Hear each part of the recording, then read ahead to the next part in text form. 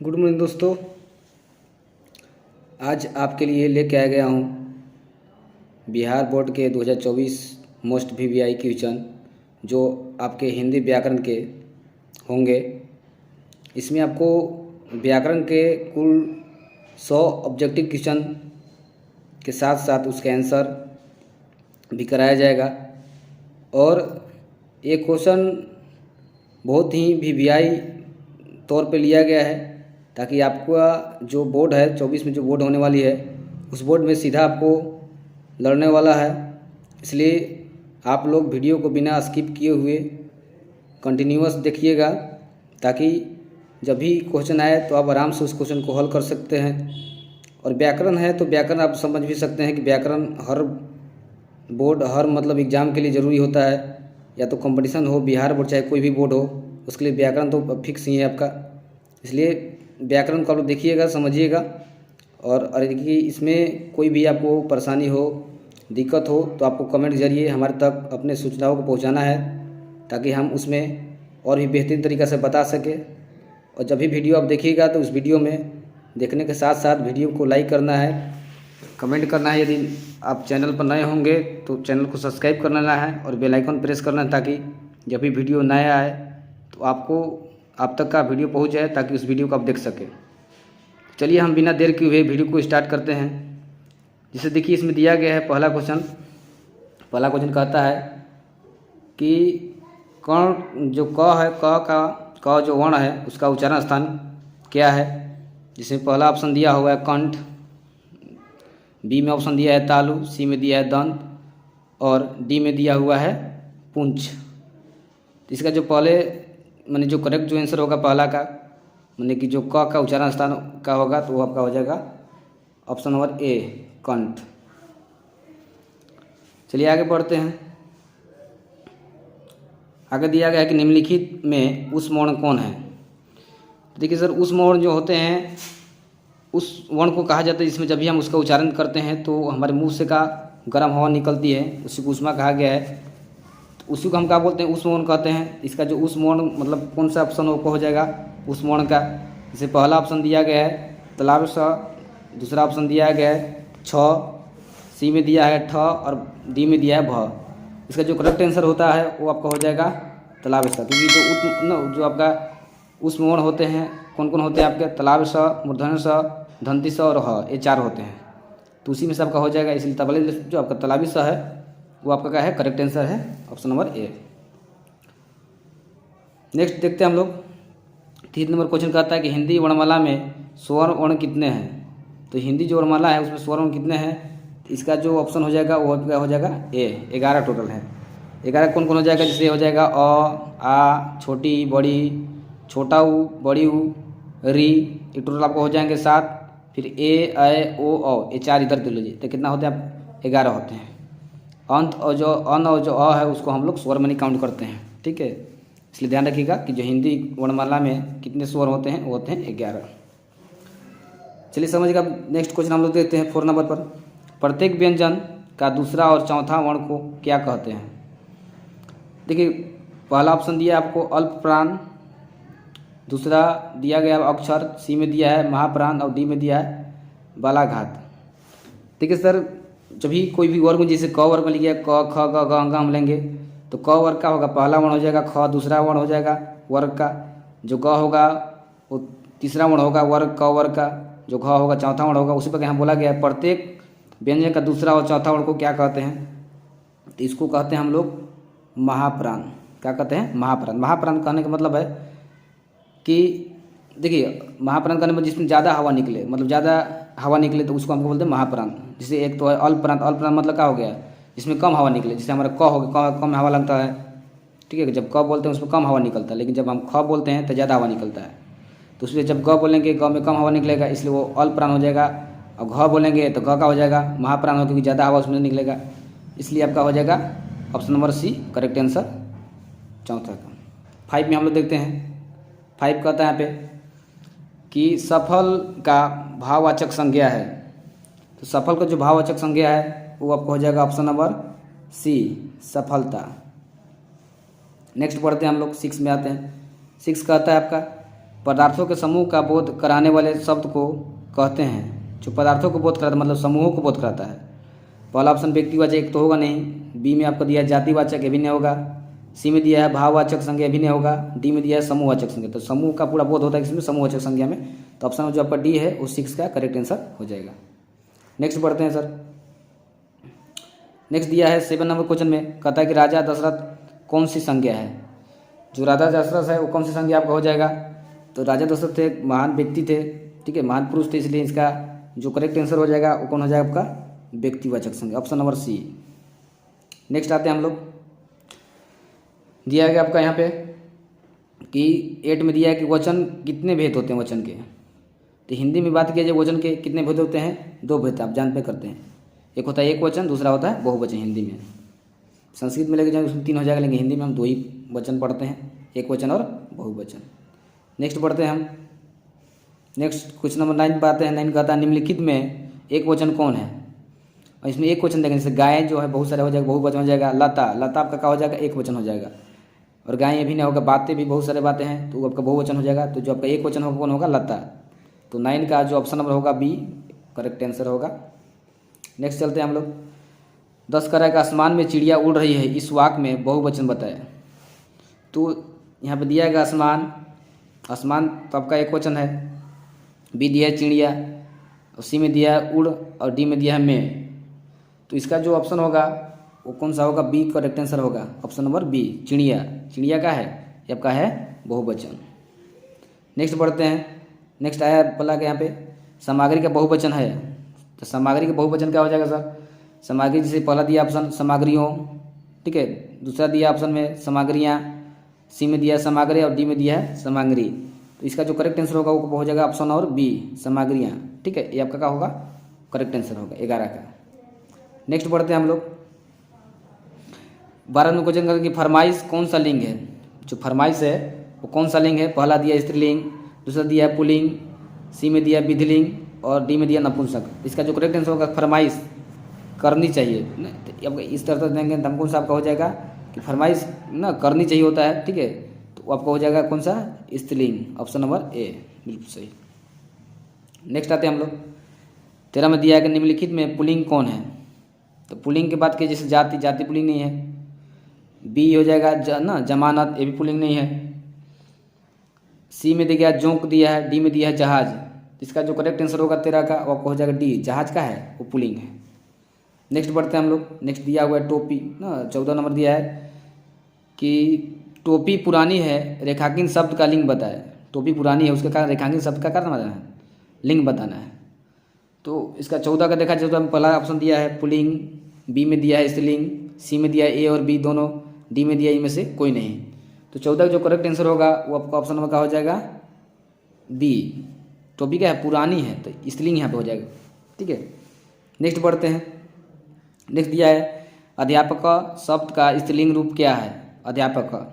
तो पहला ऑप्शन दिया आपका अध्यापिका, बी में दिया है अध्यापिका, सी में दिया अध्यापका, डी में दिया है अध्यापिका, ठीक है। तो 15 में देखा जाए आपको 15 का जो ऑप्शन और ए होगा वो क्या होगा, बिल्कुल सही होगा, ठीक है। नेक्स्ट बढ़ते हैं हम लोग। आगे दिया है सर्वनाम के 16 नंबर में दिया है क्वेश्चन में, सर्वनाम के कितने भेद होते हैं। ऑप्शन में है 4, बी में है 5, सी में 6 और डी में है 7। तो आप जानते हैं सर्वनाम के भेद कितने होते हैं, वो आपके भेद होते हैं 6। कितना हो जाएंगे, 6 भेद होते हैं सर्वनाम के। नेक्स्ट बढ़ते हैं हम लोग। 17 क्वेश्चन पे आते हैं।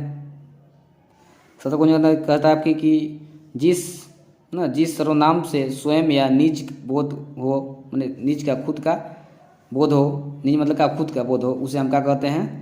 तो पहला होगा पुरुषवाचक सर्वनाम, बी में दिया है निजवाचक सर्वनाम, सी में है प्रश्नवाचक सर्वनाम और डी में दिया है संबंधवाचक सर्वनाम। तो इसका जो करेक्ट आंसर होगा आपको हो जाएगा निजी। देखिए अपने बारे में बात करना, स्वयं के बारे में बात करना, तो निजी बातें होता है। तो इसमें ऑप्शन कौन हो जाएगा, बी करेक्ट आंसर हो जाएगा। और जब देख रहे हैं वीडियो को तो आपको क्या करना है, साथ में लाइक करना है वीडियो को और कमेंट भी करना है आपको, ताकि आपको वीडियो कैसा लगे। इससे जो भी आपको फ़ायदा पहुंच रहा है तो दोस्तों के साथ शेयर करिए, बताइए दोस्त भी आपके देखें समझें इस क्वेश्चन, मतलब जो भी आपको वीडियो दिया गया है ये सब जानना जरूरी है। और आपको साथ साथ जो अभी नए होंगे चैनल पर उनको भी चैनल को सब्सक्राइब करना है। सब्सक्राइब करने के बाद बेल आइकन प्रेस करें ताकि क्वेश्चन मतलब जब भी इस तरह से वीडियो आए तो आपको डायरेक्ट आप तक पहुँच जाए, ताकि इस वीडियो को आप वॉच कर सकें। चलिए नेक्स्ट हम लोग आते हैं। नेक्स्ट दिया है क्वेश्चन नंबर 18, वहाँ कौन गया है? यह रेखांकित शब्द का प्रकार है, माने किस मतलब रेखांकित शब्द का प्रकार है, वह कौन गया है। देखिए यहाँ पे कौन सा मतलब प्रश्न उठता है आपका, तो प्रश्न में कौन सा आपको आता है?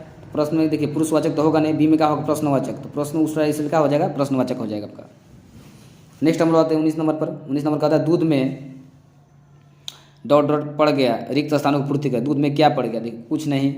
दूसरा दिया है तुम, तीसरा दिया उसने, डी में दिया मैं। तो इसमें क्या होगा? दूध में क्या पड़ गया तो क्या हो जाएगा? दूध में कुछ पड़ गया। ऑप्शन नंबर ए क्या होगा? बिल्कुल सही होगा। इस तरह से आपको क्वेश्चन मिलते हैं। नेक्स्ट आता है 20 में, धर्म का विशेषण होता है। धर्म का विशेषण क्या हो जाएगा? तो ऑप्शन नंबर ए है धार्मिक, बी है अधार्मिक, सी है अधर्म और डी है कोई नहीं। तो इसका जो करेक्ट आंसर कौन हो जाएगा? ये हो जाएगा ए, धार्मिक, धर्म का विशेषण। नेक्स्ट 21 पर आते हैं हम लोग। 21 कहता है विशेषण के कितने भेद होते हैं? ऑप्शन नंबर ए है 2, बी है 3, सी में दिया है 4 और डी में दिया है 5। इसका जो करेक्ट आंसर होगा वो हो जाएगा सी, ऑप्शन नंबर 4। कितना होते हैं आपका? ये होते हैं 4। ठीक है, मतलब ये जो विशेषण कितने प्रकार होते हैं, इसके कितने भेद होते हैं? उसके 4 होते हैं। नेक्स्ट हम लोग आते हैं 22 नंबर पर। 22 नंबर कहता है शेर भर अनाज कौन विशेषण है? जो शेर भर अनाज कौन विशेषण है? तो शेर भर अनाज के बाद कहा जा रहा है कौन विशेषण हो जाए आपका? इसका जैसे ऑप्शन दिया है गुणवाचक विशेषण पहला में, बी में दिया है परिणामवाचक विशेषण, सी में दिया है संख्यावाचक विशेषण और डी में दिया है सर्वनामिक विशेषण। तो देखिए शेर भर अनाज मतलब कुछ का उसका परिणाम निकल रहा है, शेर भर अनाज, इसलिए क्या हो जाएगा आपका? ऑप्शन जो बी है वो हो जाएगा परिमाणवाचक। तो कौन हो जाएगा? परिमाणवाचक विशेषण। तो ये विशेषण के ही 4 भेद होते हैं आपका, याद रखिएगा आप लोग, 4 होते हैं। नेक्स्ट दिया है 23 में, मीठा आम में मीठा शब्द क्या है? मीठा आम में मीठा शब्द क्या है? 23 क्वेश्चन दिया हुआ है। पहला ऑप्शन दिया है संज्ञा, दूसरा दिया है सर्वनाम, सी में दिया है विशेषण और डी में दिया है क्रिया। तो मीठा जो शब्द हो क्या हो जाएगा? ये आपका हो जाएगा विशेषण, ऑप्शन नंबर सी बिल्कुल सही। 24 में दिया कि क्रिया के मूल अंश को कहते हैं। तो क्रिया के मूल अंश को क्या कहते हैं? संज्ञा नहीं कहेंगे, सर्वनाम का नहीं कहेंगे, सी में क्या दिया? धातु, धातु कहते हैं हम लोग। धातु ही हम जब संस्कृत में पढ़ते हैं धातु बन जाता है क्रिया है, तो मूल रूप का हो जाएगा धातु। धातु से ही क्रिया बना हुआ है। कि आप जानते हैं जो संस्कृत व्याकरण से का हिंदी व्याकरण बनाया गया है, इसलिए पहले क्रिया को धातु कहते हैं संस्कृत में, आज हिंदी में क्या कहते हैं? क्रिया कहते हैं। मतलब ये आपका हुआ है, संस्कृत में हम लोग धातु कहते थे क्रिया को, अब जो हिंदी में आएगा उसको हम क्रिया कह रहे हैं। तो मूल धातु का हो जाएगा आपका, हो जाएगा क्रिया का मूल अंश का हो जाएगा धातु हो जाएगा। नेक्स्ट आते हैं सर 25 में। 25 कहता है कर्म के अनुसार या रचना की दृष्टि से क्रिया के कितने भेद होते हैं? तो इसके जो भेद देखा जाए तो कितने भेद होते हैं आपके?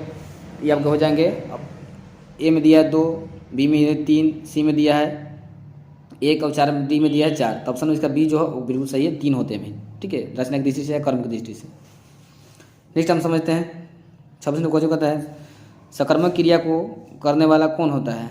जो सकर्मक क्रिया करता है वो कौन होता है करने वाला? तो ऑप्शन जो इसका ए होगा कर्ता। कर्ता ही क्या करता? सकर्मक क्रिया करता है। और जो एक अकर्मक क्रिया वो कुछ नहीं करता है, ये आपको हो जाएगा। अब आते हैं 27 नंबर क्वेश्चन पर। करे श्रेया नहीं सोती है, यह रेखांकन क्रिया का भेद है। श्रेया नहीं सोती क्या हो जाएगा आपको? तो अब नहीं सोने के बाद नहीं कोई का भी कार्य नहीं हो रहा है। देखिए यहाँ पे नहीं सोती है मतलब कोई कार्य नहीं हो रहा है। पहला दिया नाम बोध क्रिया, दूसरा दिया सकर्मक क्रिया, सी में दिया अकर्मक क्रिया, डी में दिया है प्रेरणार्थक क्रिया। तो इसका जो देखिए कोई भी काम जब नहीं हो रहा है तो उसमें कौन हो जाएगा? अकर्मक क्रिया, मतलब जिसमें कोई कर्म ना हो। तो ऑप्शन नंबर सी का होगा इसका 27 का बिल्कुल सही हो जाएगा। 28 दिया है वाच के कितने भेद होते हैं? तो पहला ऑप्शन दिया है 1, बी में दिया है 2, सी में दिया है 3, डी में दिया है 4। तो वाच के 3 भेद होते हैं। कितने भेद होते हैं? 3 होते हैं। कौन कौन? कर्तृवाच, कर्मवाच, एक होता है भाववाच। ये 3 भेद होते हैं। तो इसका ऑप्शन में क्या हो जाएगा? 28 का सी बिल्कुल सही होगा। नेक्स्ट दिया है राम आम खाता है, इस वाक्य में क्रिया किसके अनुसार है? राम आम खाता है, देखिए जब भी आपको पहचानना हो, क्रिया के बारे में जानना हो, माने जब क्रिया पूछा गया क्रिया कौन होगा? जैसे पहला में दिया है कर्म, दूसरा में दिया कर्तरी और सी में दिया भाव, ठीक है, और डी में दिया है कोई उत्तर नहीं। मतलब इसका जो करेक्ट आंसर होगा ना वो कौन हो जाए आपका? कर्तरी। राम के अनुसार देखा जाए क्रिया तो क्या हो जाए? राम करता है इसलिए क्या होगा? कर्तरी हो जाएगी क्रिया। नेक्स्ट हम लोग पढ़ते हैं ऑप्शन नंबर 30 पर आते हैं। क्वेश्चन नंबर पर कर्मवाचक का उदाहरण है, पहला है चला नहीं जाता, बी में दिया है कामना, से चिट्ठी लिखी जाती है। सी में उससे सोया नहीं जाता। डी में है बच्चे मैदान में खेल रहे हैं। देखिए कि वाच को पहचानने तरीका बताया जाए। वाच को पहचानने का तरीका क्या है, जैसे जब कतरी वाच रहेगा, कतरी वाच, तो कतरी वाच का देखिए या तो ने चिन्ह होगा, ने होगा, या तो कोई चिन्ह नहीं होगा। ठीक है, ने होगा चाहे कोई चिन्ह नहीं होगा, ये ध्यान रखना आपको। जब कर्मवाच पहचानना है आपको, तो कर्मवाच में क्या होगा, कर्मवाच में से का चिन्ह होता है। से या तो क्या हो जाएगा द्वारा, ये आपको ध्यान रखना है, याद रखते रहिएगा। ठीक है, या तो से होता है या क्या होता द्वारा होता है।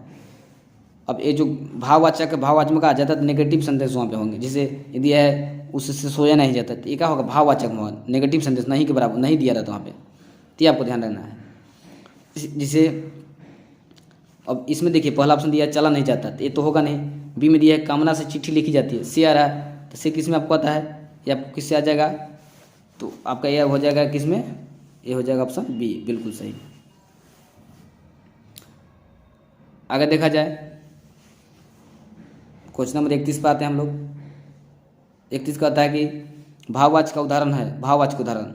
हमने कहा नेगेटिव भाव संदेश आता पता है आपको।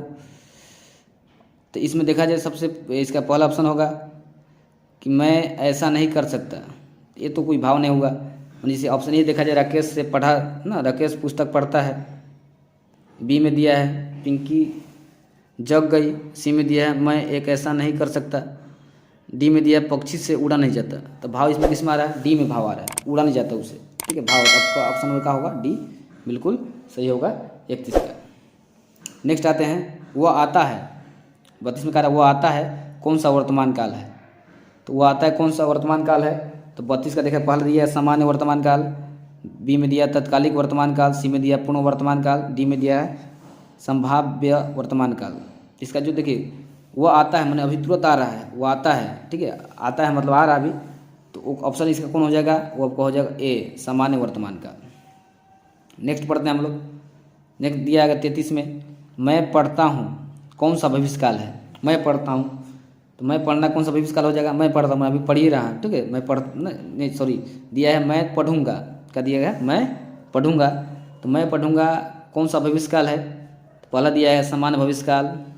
ठीक है, दूसरा दिया है संभाव्य भविष्यकाल, सी में दिया है हेतु मध्य भविष्यकाल, डी में दिया इनमें से कोई नहीं। तो इसका जो करेक्ट आंसर हो जाएगा आपका हो जाएगा सामान्य भविष्यकाल। मैं पढ़ूंगा मतलब पढ़ने की बात कहा जा रहा है। ठीक है, तुरंत पढ़ने की बात कर रहा है, ये तरीका सबको हो जाएगा, तो सामान्य भविष्यकाल हो जाएगा। ठीक है, नेक्स्ट आइए 34 नंबर में कह रहे वर्तमान काल के कितने भेद हैं। वर्तमान काल के कितने भेद हैं, इसका ऑप्शन दिया है ए में 5, बी में दिया है 4, सी में दिया है 3 और डी में दिया है 2। तो वर्तमान काल का कितना भेद है, ये आपका भेद आपका हो जाएगा ए ऑप्शन 5। नेक्स्ट हम लोग आते हैं 35 नंबर क्वेश्चन देते हैं मनुष्य और आगे बढ़ा काल बताना, इसमें कौन सा काल है। तो 35 का देखा जाए पहला है वर्तमान काल, और बी में है भूतकाल, सी में भविष्यकाल और डी में इनमें कोई नहीं।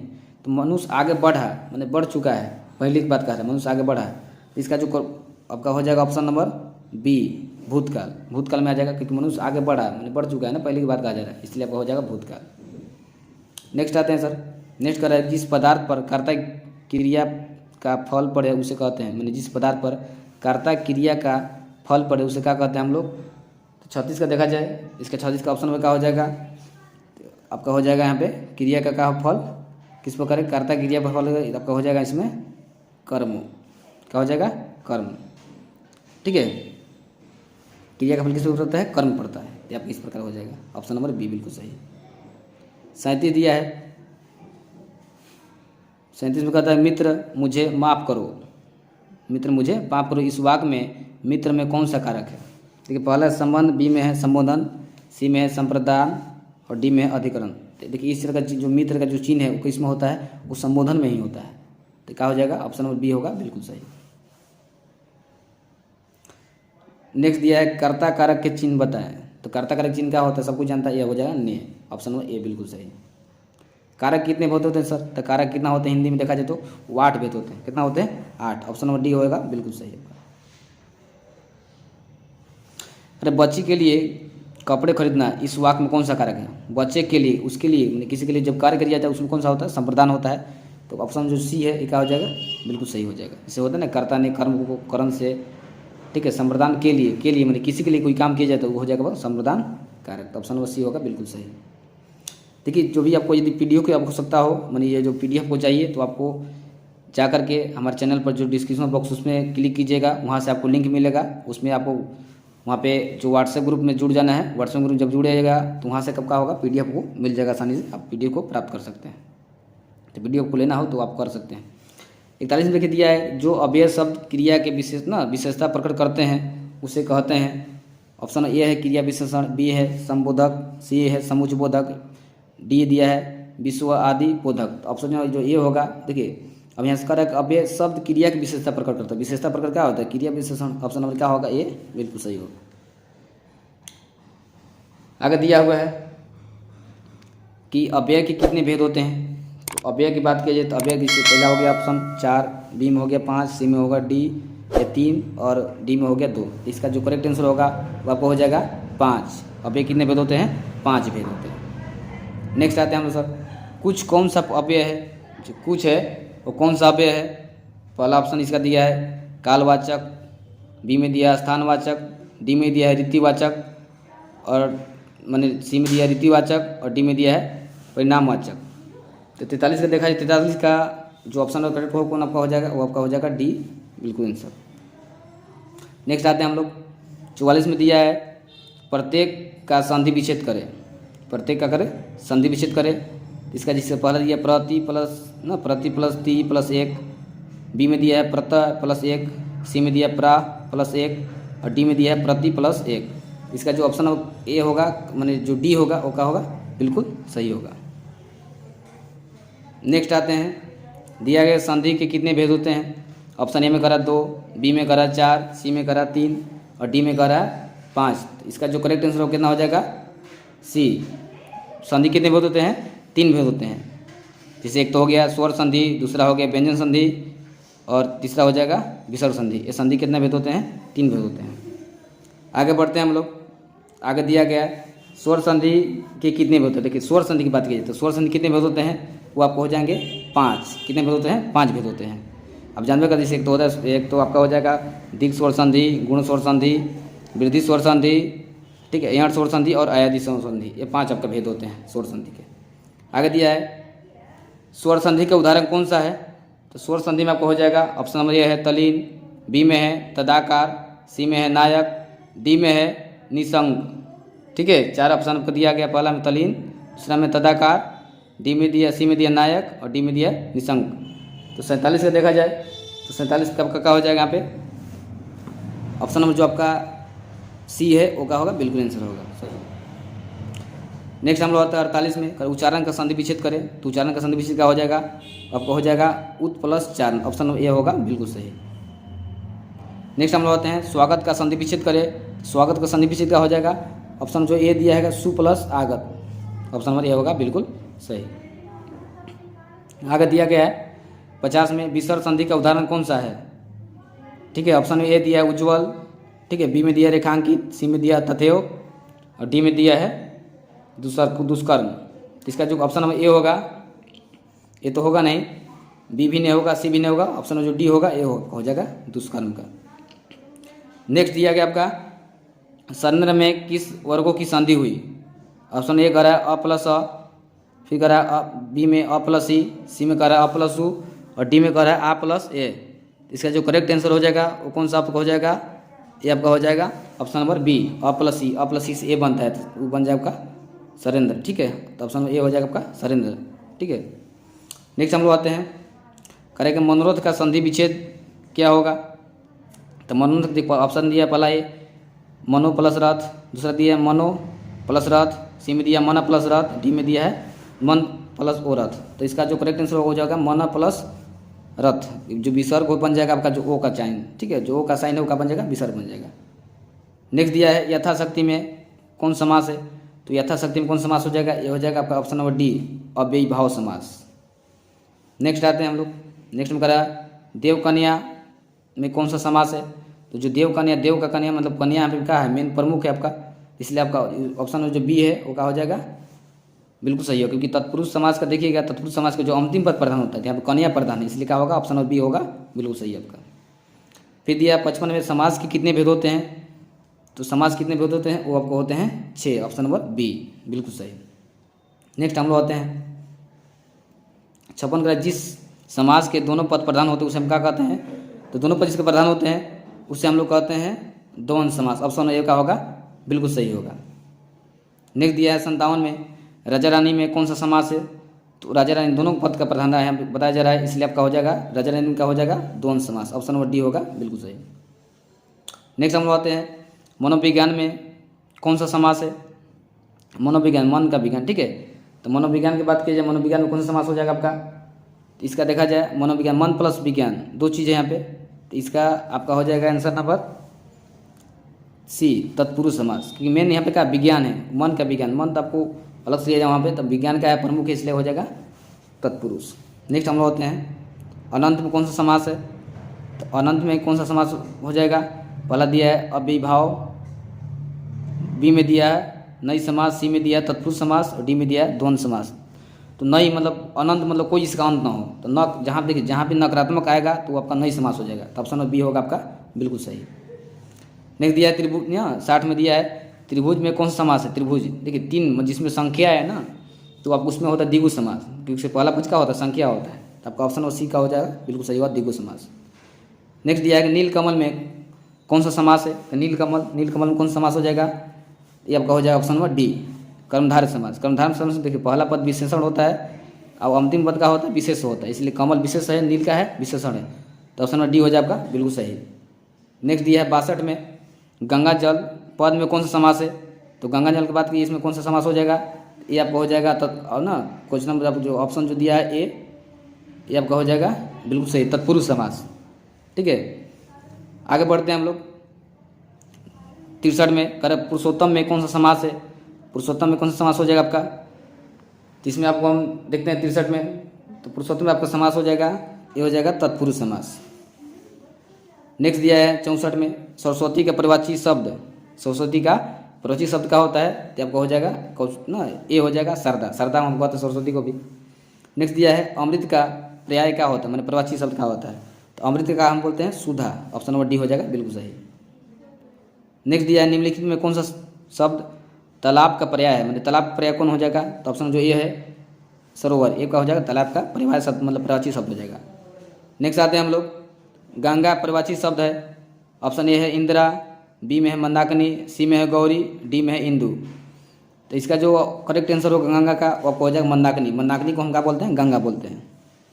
नेक्स्ट हम लोग आते हैं 68 में पुष्प का पर्याय, ठीक है, क्या हो जाएगा, तो पुष्प का पर्याय क्या होता है, ऑप्शन ए सुमन, सुमन हम क्या बोलते हैं, पुष्प को ही बोलते हैं। नेक्स्ट दिया गया है लहू का पर्याय क्या होगा, तो लहू का पर्याय क्या हो जाएगा, तो इसका जो ऑप्शन क्या होगा डी रक्त, रक्त का होगा लहू का, मतलब लहू बोलते हैं रक्त बोलते हैं, दोनों से बोलते हैं। नेक्स्ट आइए 17 में दिया है कि सभ्य का विलोम, सभ्य का विलोम क्या हो जाएगा, विलोम मतलब उल्टा, तो सभ्य का विलोम आपका क्या हो जाएगा, इसमें ऑप्शन ए दिया है कुसभ्य, बी दिया असभ्य, सी दिया संस्कारहीन और डी दिया अनसभ्य, तो ऑप्शन जो आपका क्या हो जाएगा ए जो है बिल्कुल सही है, कुसभ्य हो जाएगा सभ्य का। अल्पज्ञ का विलोम शब्द क्या होगा 71 में, तो अल्पज्ञ मतलब बहुत ना, अल्पज्ञ मतलब बहुत कम, तो इसका ऑप्शन क्या होगा ए बहुज्ञ मतलब बहुत ज़्यादा, ऑप्शन में ए हो जाएगा, बिल्कुल सही। आगे बढ़ते हैं हम लोग 72 में दिया है कि अनुकूल का विलोम शब्द है, ऑप्शन में ए है विराग, दूसरा है प्रतिकूल, तो इसका ऑप्शन का होगा बी होगा, बिल्कुल सही, प्रतिकूल, अनुकूल का हो जाएगा प्रतिकूल। नेक्स्ट आपको दिया है 73 में यदि ना आदि का विलोम शब्द, आदि मतलब बहुत ज़्यादा होता है, उसका विलोम शब्द क्या हो जाएगा, ऑप्शन नंबर डी हो जाएगा अंत। नेक्स्ट हम लोग हैं 74 में घृणा का विलोम शब्द है, तो घृणा का विलोम शब्द क्या हो जाएगा, पहला दिया विराग, दूसरा दिया प्रेम, तो प्रेम क्या हो जाएगा आपका, घृणा का होगा विलोम शब्द हो जाएगा।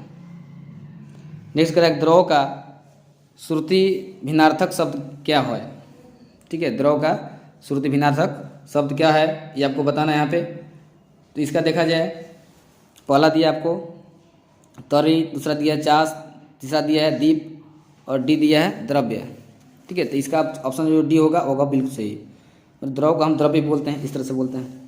नेक्स्ट हम लोग आते हैं मिलता जुलता जो शब्द उसको बोलते हैं श्रुति भिन्नार्थक शब्द, फिर दिया है आपको 76 में कि परुष का श्रुति सम भिन्नार्थक शब्द होता है। सम मतलब उसके सम रिलेटेड मतलब मिला हुआ है, उसी तरह जस्ट के तहत। ऑप्शन ए में दिया है तारली, बी में चास, सी में दिया है पुरुष। तब क्या हो जाएगा, सी होगा, बिल्कुल सही, पुरुष हो जाएगा, पुरुष का। नेक्स्ट दिया है चर्म का श्रुति सम भिन्नार्थक शब्द क्या होगा, तो चर्म का क्या होगा, ऑप्शन नंबर सी चरम। नेक्स्ट दिया है स्रोत का श्रुति ना सम भिन्नार्थक शब्द का हो जाएगा, स्रोत का, तो ये आपका हो जाएगा स्रोत, ऑप्शन नंबर सी होगा, बिल्कुल सही। करें वास्तविक में कौन सा प्रत्यय है, वास्तविक में कौन सा प्रत्यय हो जाएगा आपका, तो वास्तविक में देखा जाए इसमें कौन सा प्रत्यय हो जाएगा, वास्तविक, ठीक है, तो इसमें कौन सा प्रत्यय हो जाएगा, इक के प्रत्यय हो जाएगा, कौन सा हो जाएगा, इक, ऑप्शन नंबर सी हो जाएगा, बिल्कुल सही। नेक्स्ट हम लोग पढ़ते हैं। नेक्स्ट दिया गया है मिठास में कौन सा प्रत्यय है, मिठास, ठीक है, मीठ प्लस 8, देखो अर्थ निकाल जी तोड़ेंगे हम लोग, तो मीठ प्लस आस, तो ऑप्शन जो सी है वो होगा, बिल्कुल सही। नेक्स्ट हम लोग हैं 81 पर, गतिमान में कौन सा प्रत्यय है, तो गतिमान बोला दिए ना, गतिमान कौन सा हो जाएगा, तो ऑप्शन नंबर सी का हो जाएगा, बिल्कुल सही प्रत्यय हो जाएगा, गति प्लस मान। और वीडियो को आप कंटिन्यू देख रहे हैं तो वीडियो को आपको लाइक करना है, कमेंट करना है, और जो भी आप यदि इस वीडियो आपको अच्छा लगता हो तो उसमें साथ साथ क्या करना है, आपको वीडियो को शेयर भी करना है, और जो आप नए होंगे, जो नए देख रहे होंगे अपने चैनल को सब्सक्राइब करना है, और बेल आइकन को भी प्रेस करना है ताकि वीडियो आपको पहुँच जाए आसानी से। नेक्स्ट दिया हुआ आपका 82 का परिवर्तन में कौन सा उपसर्ग है, उपसर्ग देखिए क्या होता है, जो पहले लगता है, प्रत्यय जो होता है अंत में लगता है शब्द के, और जो उपसर्ग पहले लगता है, तो परिवर्तन में कौन सा उपसर्ग हो जाएगा, तो ये आपका हो जाएगा ऑप्शन नंबर सी परि, परि प्लस वर्तन। फिर दिया जाएगा स्वतंत्र में कौन सा उपसर्ग है, तो स्वतंत्र में कौन हो जाएगा, ये हो जाएगा स्व। नेक्स्ट पढ़ते हैं 84 में, बनावट की दृष्टि से शब्द कितने भेद होते हैं, तो बनावट की दृष्टि से देखा जाए तो शब्द के कितने भेद होते हैं, तो ऑप्शन नंबर सी हो जाएगा, 3 भेद होते हैं। नेक्स्ट देखिए 85 में निम्नलिखित में कौन सा तत्सम शब्द है, तत्सम मतलब देखिए जो संस्कृत शब्द है उसको बोलते हैं तत्सम, तो तत्सम कौन शब्द हो जाएगा, तो ऑप्शन जो बी है सर्व, सर्व का हो जाएगा, तत्सम शब्द हो जाएगा। नेक्स्ट देखिए सर, नेक्स्ट आते हैं हम लोग 86 में दिया नीचे लिखे शब्द में कौन सा शब्द शुद्ध है, शुद्ध देखना है आपको, शुद्ध शब्द कौन सा हो जाएगा, जैसे इसमें शुद्ध देखिए आपका दिया है, जो शुद्ध शब्द दिया है पहला है दुरावस्था, ठीक है, बी में दिया अहिल्या, सी में दिया कार्यक्रम, ठीक है, कार्यक्रम तो गलत है, ईर्ष्या भी गलत है, ईर्ष्या मतलब देखिए आपका ईर्ष्या सही हो जाएगा, ठीक है, कौन हो जाएगा, डी होगा सही, ठीक है, ऑप्शन में क्या होगा, डी होगा, बिल्कुल सही 86 का। नेक्स्ट हम लोग आते हैं 87 में, नीचे लिखे शब्दों में कौन सा शब्द शुद्ध है, तो इसमें कौन सा शुद्ध होता है बताइए, तो ऑप्शन जैसे ए है आशीष, देखिए 4 तरह से आशीष लिखा गया, इसमें कौन सा शुद्ध मतलब लिखा गया है वो आपको देखना है, तो इसमें कौन सा शुद्ध आपका हो जाएगा, ऑप्शन नंबर ए हो जाएगा आशीष, आशीष हम इसी प्रकार लिखते हैं। 88 में आते हैं रचना के आधार पर वाक्य कितने प्रकार के होते हैं, तो 88 का जो आंसर देखेंगे 88 का आंसर क्या हो जाएगा, ऑप्शन नंबर 3, कितना होते हैं, 3 होते हैं। नेक्स्ट दिया है एक उद्देश्य एवं एक विधेय वाले वाक्य को क्या कहते हैं, जिसका एक ही उद्देश्य और का एक ही विधेय उसको हम क्या कहते हैं, तो 89 का जो आंसर होगा ऑप्शन नंबर ए होगा सरल वाक्य। नेक्स्ट आते हैं 90 में, जिनके आने की तिथि न हो, माने पता ही न को आएंगे, तो उसको हम क्या बोलते हैं, तो इसको हम क्या बोल देंगे, वो आपको हो जाएंगे ऑप्शन नंबर सी अतिथि, जिसका आने की कोई तिथि नहीं, कब आ सकते हैं। नेक्स्ट हम लोग देखते हैं 91 में, एक उदर में जन्म लेने वाले का, मैंने एक ही जो पेट से जन्म ले उसको क्या कहते हैं, उसको बोलते हैं सहोदर, क्या बोलते हैं, सहोदर। नेक्स्ट हम लोग बोलेंगे आँखों का तारा मुहावरा का अर्थ क्या हो जाएगा, तो आँखों का तारा का मुहावरा का अर्थ क्या हो जाएगा आपका, ये आपको हो जाएगा बहुत प्यारा, ऑप्शन नंबर डी हो जाएगा, बिल्कुल सही।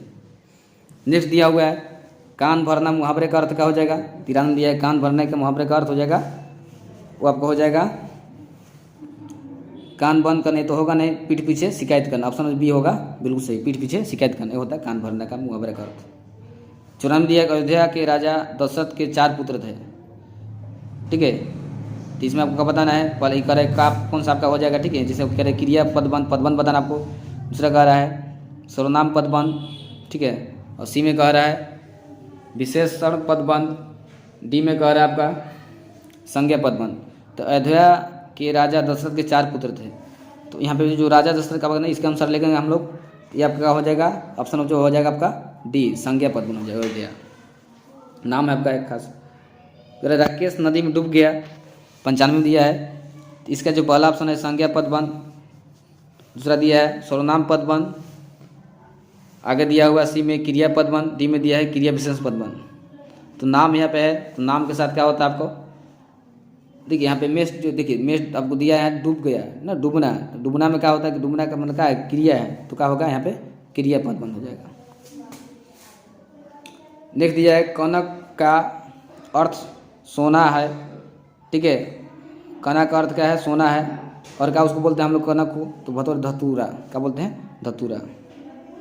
नेक्स्ट दिया है 97 में, नीचे लिखे गए वाक्यों में कौन सा वाक्य शुद्ध नहीं है, कौन सा वाक्य शुद्ध नहीं है आपको देखना है। 97 का जो आपका हो जाएगा वो आपको हो जाएगा बी, उस ना ऑप्शन में क्या हो जाएगा, बी हो जाएगा, उसके प्राण सूख गए, ये आपका होगा, ये गलत है। नेक्स्ट दिया है 98 निम्नलिखित में कौन सा वाक्य शुद्ध है, शुद्ध आपको देखना है 98 में। इसका जो ऑप्शन ए है ये क्या होगा, शुद्ध है। यह कहना मेरी गलती थी, ये क्या है, मैंने गलती थी, ये क्या हो जाएगा, ये शुद्ध शब्द हो जाएगा। नेक्स्ट हम लोग आते हैं आगे, दिया 99 में निम्नलिखित में कौन सा वाक्य अशुद्ध है, अशुद्ध देखना है। तो 99 में देखिए अशुद्ध बोला, अशुद्ध कौन सा हो जाएगा, ये आपका ऑप्शन और डी होगा, आप कुशल पूर्वक ही होंगे, ऐसा नहीं होता है, इसलिए क्या होगा आपका ऑप्शन और डी होगा, बिल्कुल सही।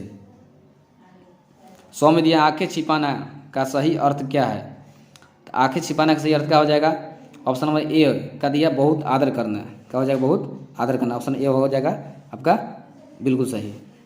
तो आपका 100 क्वेश्चन कंप्लीट हो गया। तो इसी प्रकार और भी जो सब्जेक्ट के हैं, साइंस का भी लाया जाए, बाकी हम हिंदी का संस्कृत का चढ़ा दिए हैं ऑब्जेक्टिव इसका, फिर साइंस का लाएंगे, सोशल साइंस का लाएंगे, और फिर मैथ का भी लाया जाएगा। तो आप लोग वीडियो को देखते रहें, और वीडियो अच्छा लगता है तो आपको लाइक करना है ना, कमेंट करना है। यदि देख रहे होंगे जो नए होंगे, नए मान लीजिए आप वीडियो को देख रहे होंगे, तो उसके साथ साथ क्या चैनल को सब्सक्राइब कर लेना है। चलिए आज के लिए इतने तो वीडियो को समाप्त करते हैं।